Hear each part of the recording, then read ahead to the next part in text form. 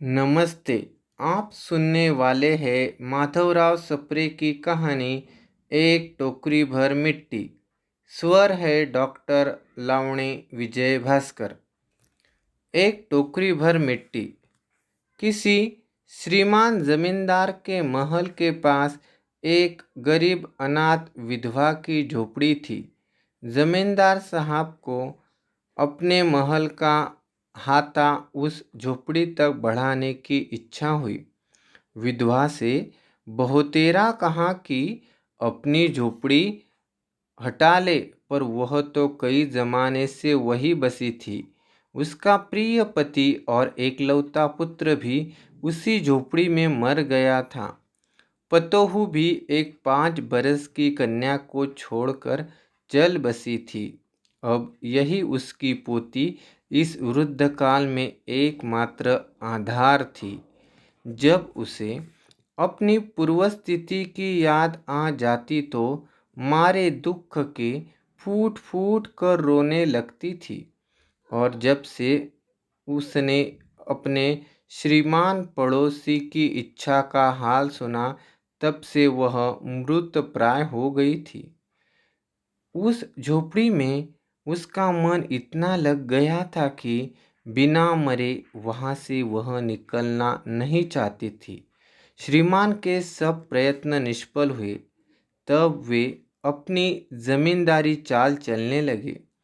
बाल की खाल निकालने वाले वकीलों की थैली गरम कर उन्होंने अदालत में से झोपड़ी पर अपना कब्जा करा लिया और विधवा को वहाँ से निकाल दिया। बेचारी अनाथ तो थी ही, पास पड़ोस में कहीं जाकर रहने लगी। एक दिन श्रीमान उस झोपड़ी के आसपास टहल रहे थे और लोगों को काम बतला रहे थे कि वह विधवा हाथ में एक टोकरी लेकर वहां पहुंची।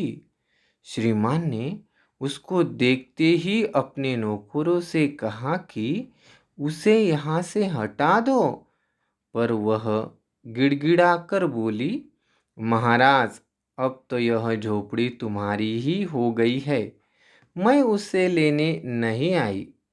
महाराज क्षमा करे, तो एक विनती है।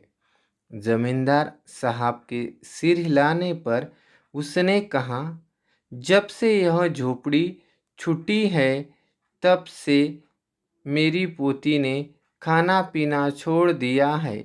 मैं बहुत कुछ समझाया, पर वह एक नहीं मानती। यही कहा करती है कि अपने घर चल, वही रोटी खाऊंगी। अब मैंने यह सोचा कि इस झोपड़ी में से एक टोकरी भर मिट्टी लेकर उसी का चूल्हा बनाकर रोटी पकाऊंगी। इससे भरोसा है कि वह रोटी खाने लगेगी। महाराज, कृपा करके आज्ञा दीजिए, तो इस टोकरी से मिट्टी ले आऊं? श्रीमान ने आज्ञा दे दी।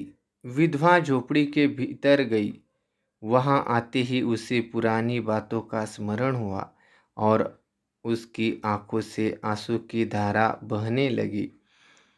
अपने आंतरिक दुखों को किसी तरह संभाल कर उसने अपनी टोकरी मिट्टी से भर ली और हाथ से उठाकर बाहर ले आई।